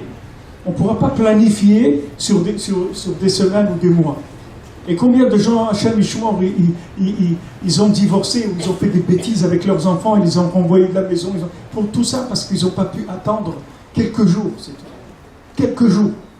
Quelques jours, il y a des crises, ça va passer, c'est quelques jours. Vous allez voir que ça va passer. Parce que les individus aujourd'hui, ils n'ont aucune stabilité. Les gens, ils montent, ils descendent, c'est pas de leur faute. Ils ne sont pas responsables de ça. C'est la folie du monde qui a fait qu'on est comme ça. Donc quand il y a une crise, il faut se calmer, il faut attendre que ça passe, c'est tout. Et il ne faut pas tout de suite déchirer la personne et dire « Ouais, tu es comme ça, tu as dit ça, une fois tu m'as dit ça ». Des gens, ils disent « Ouais, il y a 5 ans, une fois on était là-bas dans une bar mitzvah et tu m'as dit ça ». Il y a 5 ans, on est en train de parler maintenant. De quoi on est en train de parler? Il y a des gens qui sont mariés depuis 40 ans et la femme lui dit « Tu te rappelles le jour du mariage qu'on a voulu monter dans la voiture, eh bien, tu ne m'as pas fait monter en premier. Et attends, ça fait 40 ans qu'on s'est mariés, ça y est, les lâches, non. C'est ça, et ça, et ça, et ça. Alors quand les gens, ils accumulent des choses comme ça, après ça fait des problèmes. Dis non, voilà, on ne sait rien. Je me lève le matin, je ne sais rien. C'est un jour nouveau, on commence, c'est tout. On commence à zéro. Un jour, c'est tout. Mais c'est comme ça. Chaque jour, c'est un nouveau monde. Pourquoi on dit Modéani? Pourquoi on dit la bracha chez l'Oasani Goy tous les jours? Pourquoi on dit la bracha chez l'Oasani? Ça y est, tu l'as dit une fois dans ta vie, ça suffit. Comme on dit à quelqu'un, vous savez, je suis juif, ok, ça va, on a entendu, c'est bon. Il dit, non, mais attention, je ne suis pas Goy, hein? Ok, on t'a entendu. Tous les jours, tu vas venir. Tous les jours, tu vas venir nous dire, ah, c'est une bracha avec le Shem Hashem. C'est pas une bracha qu'on dit merci, mon Dieu, que tu n'as pas fait Goy. C'est une bracha avec le Shem Hashem. Si c'est pas vrai, c'est bracha levatala. Donc si maintenant le matin, quand je me réveille, je me palpe et je dis ça veut dire que ça va, tout est en place. Ça veut dire quoi? Ça aurait pu ne pas être en place du tout. Le Harizal dit, quelqu'un peut se ramasser à Shamichmor, une Neshama, elle l'emmène à Kohen Gadol, qui était Kohen Gadol, et 40 ans, une fois il a mangé un korban, il a attrapé une Neshama, il l'a emmené dans la picorsoute totale, et c'était un Kohen Gadol. Donc quand on se lève et qu'on s'est palpé, et pour Hachem on est là, on a envie de mettre la kippa, on met le truc, ça va, on connaît encore l'adresse de la synagogue, tout est en place. On fait la bracha, on rata Hachem Elokeinu melech haolam shelo asa migol. Ça suffit avec ça. Ça suffit. Avec ça, ça suffit, bon Hachem. Qu'est-ce qu'il y a de mieux que ça? Shelo asa migol, c'est extraordinaire. Ça veut dire que ça peut changer. Donc si ça peut changer, ça veut dire qu'il faut être joyeux de ça. Maintenant, si quelqu'un n'arrive pas à être joyeux de ça, comme je vous ai dit tout à l'heure, alors il peut parler avec Hachem. Il dit, Hachem, tu m'excuses, j'arrive pas à être joyeux de cette chose-là. J'aimerais être joyeux, je sais qu'il faudrait que je sois joyeux, mais j'arrive pas. Alors aide-moi à être joyeux. Alors si quelqu'un il fait ça, c'est la même chose. Si quelqu'un il demande à Hachem d'être joyeux de ce qu'il a, c'est comme s'il était joyeux de ce qu'il a, c'est la même chose. Parce que d'être joyeux de ce qu'on a, ou autre chose, même si pas la joie, n'importe quoi, si vous arrivez à faire la chose, ou si vous demandez à Hachem la chose, c'est exactement la même chose. Parce que quand on fait quelque chose, c'est le résultat que de la communication avec Hachem quand on fait quelque chose. Le Chazon Ish dit que la plus grande ishtadlut qui existe, c'est la tfila. Il n'y a pas une plus grande ishtadlut que la tfila. Pourtant, la ishtadlut, ça veut dire quoi? Ça veut dire qu'on fait des choses. On va, on court, on fait, il dit non. La plus grande initiative qu'on peut avoir, c'est de prier. Parce que quand on bouge nos mains, c'est la même chose. C'est comme des marionnettes. On fait descendre de l'énergie qui va nous permettre de faire les choses. Alors, au lieu de le faire avec nos mains, on peut le faire avec notre bouche. Comme on dit, Nishama Parim, c'est pas tenou. C'est-à-dire, au lieu d'amener des vaches, on va dire maintenant avec notre bouche. Et le Harizal, il dit que quand on fait les corbanotes avec la bouche, c'est plus haut que les corbanotes qu'on faisait avec les mains. C'est plus haut. Parce que quand on fait les corbanotes avec les mains, comme il y a de l'action, il peut y avoir un mélange d'intention dans l'action. Quelqu'un fait une action, il fait une action, il peut y avoir un mélange, il peut avoir de l'orgueil, il peut prendre du plaisir à faire la chose, il peut observer, ça lui donne, il rencontre des gens là-bas, il aime bien aller au Beth Amikdash, il voit des gens, il peut avoir toutes sortes de profits personnels. Mais quand quelqu'un il fait la chose avec sa bouche, il n'y a pas d'emprise de Esav dans la parole. La parole, Baruch Hashem, c'est Kol Yaakov. Esav, il n'a pas accès au monde de la parole. Et la parole, c'est l'outil le plus puissant qu'on a. Même Bil'am, il nous a dit ça. Il dit, c'est un peuple que toute sa force, elle est dans sa bouche. Toute notre force, mais seulement le fait de vivre en galoute, ils nous ont éteints, ils nous ont rendus des muets. Parce qu'avec le temps, on s'est habitué à fonctionner comme quelqu'un. Si quelqu'un, il vit dans un hôpital psychiatrique, à la fin, il va commencer un petit peu à tourner. Ça peut pas. Une fois, on avait ça avec Stéphane, quelqu'un, il avait été accompagné, quelqu'un à un hôpital psychiatrique, et alors après, il voulait repartir. Alors, ils l'ont pas laissé repartir. On a dit, mais attendez, moi, j'ai rien à voir avec ça. Moi, je suis venu l'accompagner. Il dit, oui, on est au courant. Tout, et il a fallu que Rav Gershon il appelle et tout pour le faire sortir. Et lui, il a été accompagné l'autre, c'est tout. Si on s'est habitué à vivre avec des gens qui fonctionnent différemment, ils fonctionnent avec les mains, ils n'ont pas de parole. Et à force, on s'est habitué. On voit les gens qui font avec les mains. Alors, nous aussi, on fait avec les mains. On dit, voilà, il faut que je fasse, il faut que je truc, il n'y a rien à faire du tout. Tu demandes à Hachem, il te le donne, c'est tout. Tu n'as pas besoin de faire, rien du tout. La seule chose que tu as à faire, c'est de parler avec Dieu. C'est tout ce que tu as à faire. Tu n'as pas besoin d'autre chose. Si tu demandes à Hachem, il te le donne. Et ta ishtadlut, c'est quoi? C'est de la prière. Et encore de la prière, et encore de la prière, et encore de la prière. Et avec ça, on obtient absolument tout ce dont on a besoin. Tout ce dont on a besoin. Ben Nachman, il dit, avec la prière, même un fusil qui va tirer, on peut bloquer la balle, elle ne sort pas. Que avec la prière. La prière, c'est la malchoute, c'est le pouvoir. Le pouvoir, il est dans la bouche. Vous voyez, dans la parole, elle est en même temps avec du feu, c'est chaud, la parole, et en même temps, il y a de l'eau dans la parole. En même temps, il y a du liquide. Parce que la parole, c'est ce qui assemble les opposés. C'est-à-dire, dans la parole, on a le feu et l'eau ensemble. Alors qu'au moment, le feu, il détruit l'eau, ou l'eau, elle éteint le feu. Mais dans la parole, il y a un équilibre qui est une troisième dimension, qui n'est pas dans le monde. C'est-à-dire que le feu et l'eau, ils fonctionnent ensemble et ils donnent la parole. Alors, dans une maison, c'est la même chose. l'homme et la femme, c'est deux esh, comme on dit, si on enlève le yud et le he, alors ça devient esh et esh. Un homme et une femme, chacun c'est des feux. Maintenant, comment ils vont s'éteindre, ces feux, comment ils vont se calmer? Il faut qu'ils parlent, c'est tout. Moi, mon Rav, à Yerushalayim, Rav Yitzhak, quand je me suis marié, il m'a dit, il faut que tu parles une demi-heure tous les jours avec ta femme. Tous les jours, il faut que tu parles une demi-heure. De n'importe quoi, c'est pas obligé de commencer à faire un discours, de lui apprendre la Gemara, c'est pas ça qu'il veut dire. S'asseoir, consacrer un peu de temps, disponibilité du cœur, de parler d'une chose. Et ça, c'est indispensable. Et ça, c'est primordial. La disponibilité à la maison avec la femme et les enfants, c'est au-dessus de toutes les mitzvot. Il n'y a pas une plus grande mitzvah que ça. Parce que c'est ça qui va faire que la famille, elle va avancer. Parce que quand on passe du temps ensemble, alors on s'exprime.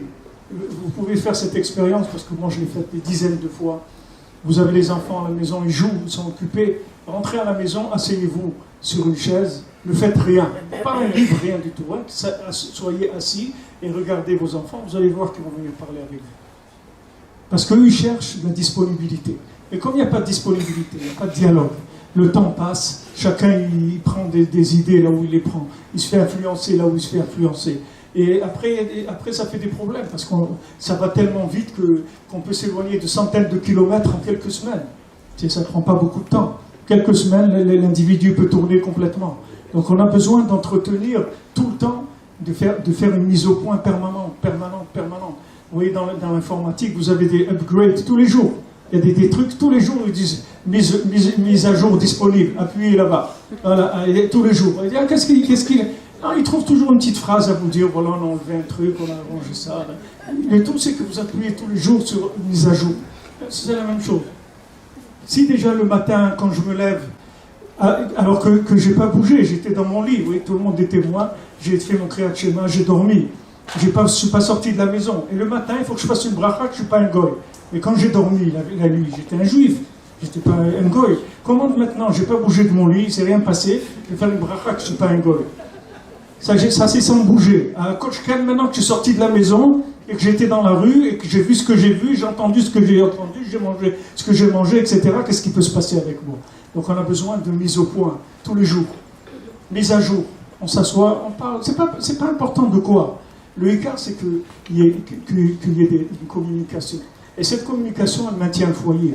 Les gens qui ont communiqué, tout leur foyer, il a toujours bien marché. Parce que tous les maris sont bien, toutes les femmes sont bien. Ça n'existe pas des gens pas bien. Seulement, il n'y a pas de communication. C'est ça qui crée. Après, les gens ils commencent à imaginer, ouais, ça, il fait ça, et ça commence à tourner. Les films dans la tête commencent à tourner. Regardez des gens à Chamishmo qui sont tellement aimés, ils se sont mariés. Vous arrivez après à des divorces, ils se déchirent. Les gens ils payent des milliers, dizaines de milliers d'euros pour des avocats et pour déchirer l'autre et tout. Mais qu'est-ce qui s'est passé? Vous êtes rentrés sous la roupa. Vous étiez parfait. Qu'est-ce qui s'est passé? C'est qu'il n'y a pas eu il n'y a pas eu de l'entretien, c'est tout. C'est quelqu'un est en train de rouler, il voit qu'il y a le voyant rouge qui lui dit qu'il manque de l'huile. Il dit, bon, il ne regarde pas, c'est pas grave, lui toujours il fait des problèmes. À un moment, il va voir que son moteur il va sauter, c'est tout. C'est quelqu'un qui est à l'écoute. Il va entendre des signaux. Il va entendre les problèmes, ils ne viennent pas d'un coup. Il n'y a rien qui vient d'un coup. Bon, Hachem, il a fait dans ce monde que les choses, elles évoluent. Un bébé, c'est 9 mois, une plante, elle pousse, un arbre, un fruit, tout ça va doucement. Il n'y a rien qui se fait d'un coup comme ça. Donc, quand il y a un problème, le problème, il vient, ça fait très très longtemps qu'il y a un problème. Le problème, il n'est pas venu en un jour, ni en une semaine, ni en un mois. Et si on avait pris l'habitude de parler tout le temps, le problème, on l'aurait complètement résolu. Même si on ne l'a pas résolu, on l'aurait étouffé. On l'aurait étouffé, on aurait maintenu qu'il ne grossisse pas au moins, qu'il ne se développe pas. Que le problème ne se développe pas, c'est déjà énorme. C'est déjà une réussite en soi. Tout ça par un peu de disponibilité et un peu de communication. Et c'est ça, regardez dans notre vie, c'est ça qui est attaqué. On est tous attaqués avec l'iPhone et le WhatsApp et les trucs et toutes les journées, on rentre chez nous, etc. Il faut se battre, c'est une guerre. C'est une guerre, quand on rentre à la maison, il faut enlever les téléphones, il faut enlever WhatsApp, il faut enlever toutes ces choses-là. Il faut enlever tous les moyens de communication extérieure. Il faut communiquer entre nous. Bon Hachem, on a tous un cœur, on a tous des idées, on a tous compris des choses. Et on a envie de les raconter. Un petit enfant, il rentre chez lui. Je le dis tout le temps à mes élèves. Je dis que si vos enfants, quand ils rentrent de l'école, ils ne parlent pas, il faut vous inquiéter. Il faut aller à l'école, il faut regarder ce qui se passe. Parce qu'un enfant, quand il rentre, il a toujours quelque chose à dire. Voilà, tu sais, il y a eu ça, un truc, n'importe quoi. Mais il a besoin de raconter ce qui s'est passé. S'il a besoin de raconter ce qui s'est passé, ça veut dire qu'il vit la chose. Et s'il ne parle pas, ça veut dire qu'il y a un problème. Il n'est pas connecté. Donc il faut aller voir, parler avec l'enseignant, dire qu'est-ce que vous voyez chez mon enfant, etc. Qu'est-ce qui ne va pas? Parce qu'il ne parle pas. Et c'est pas normal qu'il ne parle pas. Parce que la vie, elle s'exprime dans la parole. Quand quelqu'un vit quelque chose, il a envie d'en parler. Quand vous vivez la Torah, vous avez envie d'en parler. Vous avez envie de la transmettre parce que vous la vivez. Ce qu'on vit, elle a envie de le donner, elle a envie de le transmettre. On n'a pas envie de rester avec à l'intérieur, ça a besoin de sortir. Mais quand maintenant, quelqu'un ne vit pas la chose, alors ça reste en lui. Alors il y a des problèmes qui sont là. Des fois, on ne veut pas parler, on ne veut pas dire, etc. Et les années passent, et après ça devient des problèmes énormes, et après ça arrive, Shalom, à des choses où il n'y a pratiquement aucune solution, parce que la chose, elle a pris une proportion qu'on ne peut plus gérer. Alors que si on avait pris depuis le début une habitude très simple de disponibilité et de communication, on aurait avalé tous les problèmes du monde. Tous les problèmes. Vous voyez, Shabbat, c'est écrit dans je vais finir dans 3 minutes. Shabbat, on dit que Vedaber Davar, c'est écrit dans le Sfarim que le Shabbat, c'est le monde de la parole. Le Shabbat, ce qui est le plus puissant dans le Shabbat, c'est la parole. Pourquoi? Parce que comme le Shabbat, Hachem, il nous sort de ce monde, que c'est un monde matériel, donc nos mains, elles ne fonctionnent plus. Il n'y a plus de 39 mélachot. On ne travaille plus avec nos mains. Donc notre parole, elle se libère.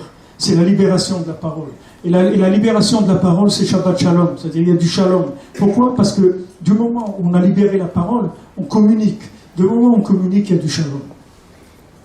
Dès qu'il y a communication, il y a du Shalom. Vous voyez, Yosef, c'est écrit que il ne pouvait pas parler avec lui de Shalom. Alors il ne parlait pas. Parce qu'il n'y avait pas de Shalom entre Yosef et ses frères. Regardez qu'est-ce que ça a amené dans le monde. Bon, Hachem, Akadosh Baruch Hu nous a donné des conseils, des situations qui nous donnent, bon, Hachem, de l'énergie. Et il faut prendre, tout à l'heure le Rabbi parlait de Pessah. Rabbi Nachman dit Pessah, ça veut dire Pessah, une bouche qui parle. Pessah, c'est la libération de la communication. C'est ça Pessah. Pessah, on va commencer à communiquer. Toute l'Égypte, c'est Paro, c'est Oref, il se tient dans la nuque. C'est écrit dans les Sfarim que le Paro, il est dans la nuque et il essaie de nous empêcher la parole de sortir. Il essaie de nous étouffer pour qu'on ne parle pas. C'est comme ça qu'il nous maintenait dans l'esclavage. Alors que si on avait parlé, on serait sorti de l'esclavage. Les gens, pourquoi ils rentrent dans des problèmes? Pourquoi ils rentrent dans de l'addiction, des choses où ils n'arrivent plus à s'en sortir? Parce qu'ils ne parlent pas. S'ils avaient parlé, la chose tout de suite, elle serait calmée. Dès le départ. Même s'ils sont dans la chose, mais la chose, elle n'a pas l'intensité de la place que prend quelque chose quand il y a du silence. Quand il y a du silence, l'imaginaire il grossit. Ça amène des problèmes que après, c'est très difficile de résoudre. Ma mère, elle est à Shalom, ça n'existait pas un jour où elle ne nous attendait pas à la maison. N'importe quelle heure où on rentrait, maman, elle était toujours là, assise, en train de nous attendre. Il n'y a pas qu'on va passer devant la salle à manger, on va aller dormir. Un d'avoir casé, c'est l'interrogatoire. Il y a pas. Il faut sortir elle va tout sortir, gentiment, mais on va tout lui raconter. Tout ce qu'on a fait, on va lui raconter. Et le fait qu'on prenait l'habitude de parler avec maman tout le temps, de tout, n'importe quoi, elle ne paraissait pas du tout. Je suis sûr qu'à l'intérieur, maintenant, je m'imagine comment elle devait souffrir de certaines choses qu'elle entendait de nous, mais elle faisait semblant qu'il n'y avait rien du tout. Et ça nous a permis de parler des problèmes, d'arriver à parler, d'exprimer les choses. Quand vous exprimez la chose, déjà, le problème, il est résolu à 80%, il est résolu le problème, quand vous arrivez à en parler. Aujourd'hui, il y a des techniques où ils soignent les gens que en parlant, c'est tout. Que en parlant, c'est tout. Ils vous font parler et ils essayent de trouver qu'est-ce qui vous a fait du mal dans votre vie, qu'est-ce qui vous a choqué, et vous dites de raconter ça et d'en parler. Bon, Hachem, nous, la parole, ça fait longtemps qu'on l'a, puisqu'Akadosh Baruch Hu, il a créé le monde. Avec la parole, toutes les... Et Asahara Marot, Aseret Adibrot, nous, on a bon, Hachem, toute la Torah aussi, vous avez Bereshit, après vous avez Shemot, c'est des noms, après Vaikra, c'est appelé, après Bamidbar, c'est Bamedaber, et Dvarim, c'est des paroles. Toute la Torah, c'est que de la communication et des paroles.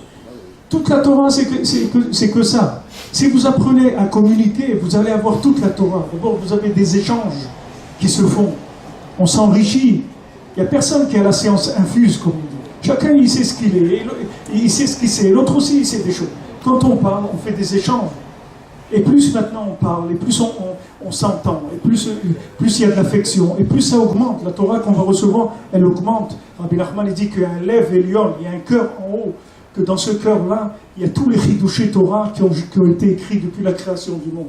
Et si on se connecte à ce cœur, c'est comme le cloud de l'Internet.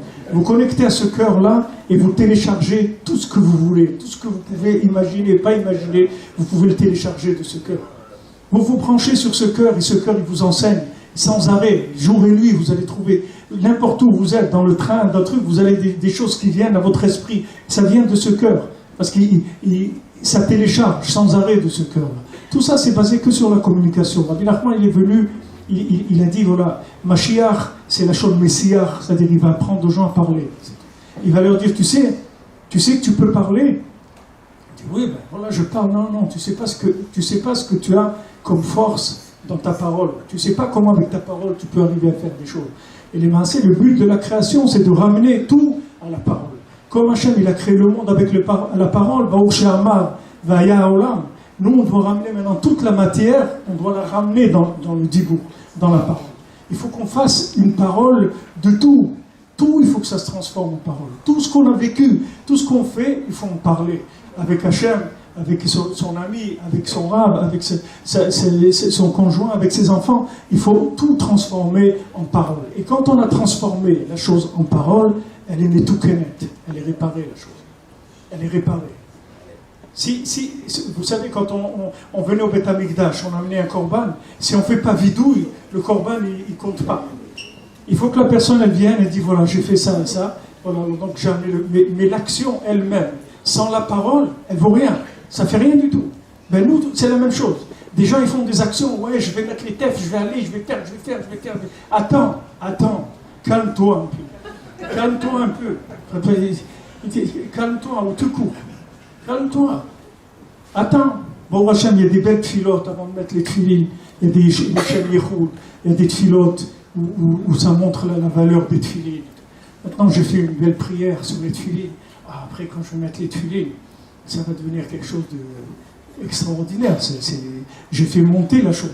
Est-ce que maintenant je viens, je cours, je les ai mis, je les ai enlevés, les trucs, il ne s'est rien passé, j'ai rien fait du tout. Il n'y a pas de parole. Il n'y a pas de parole, il n'y a rien. L'acte sans la parole, ça ne vaut rien du tout. Nous, dans la Torah, on ne dit pas l'être humain. On dit Médaber, on ne dit pas l'être humain. Les goïms, ils disent les êtres humains. Mais on ne dit pas l'être humain. Mais on dit Médaber. L'homme, c'est un parlant. On définit l'homme par le parlant. C'est ça. C'est-à-dire quelqu'un qui parle, c'est un homme. Quelqu'un qui ne parle pas, c'est pas un homme. C'est tout. Tout est dans le dibour. Bon, je ne vais pas continuer à trop parler, parce que j'ai déjà parlé. Je vous souhaite, Bézat Hachem. D'abord, je vous remercie pour votre attention, que vous êtes restés concentrés, calmes, et très sympathiques. Merci beaucoup.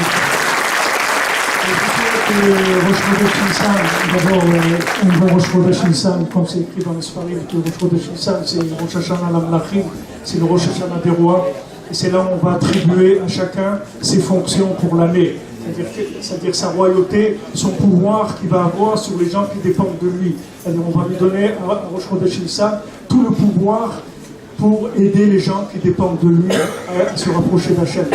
Et après, Bézat Hachem, Pessah, Kachem, Sameach, qu'on soit Zoché, Bézat Hachem, et faire Korban, Pessah, à Yerushalayim.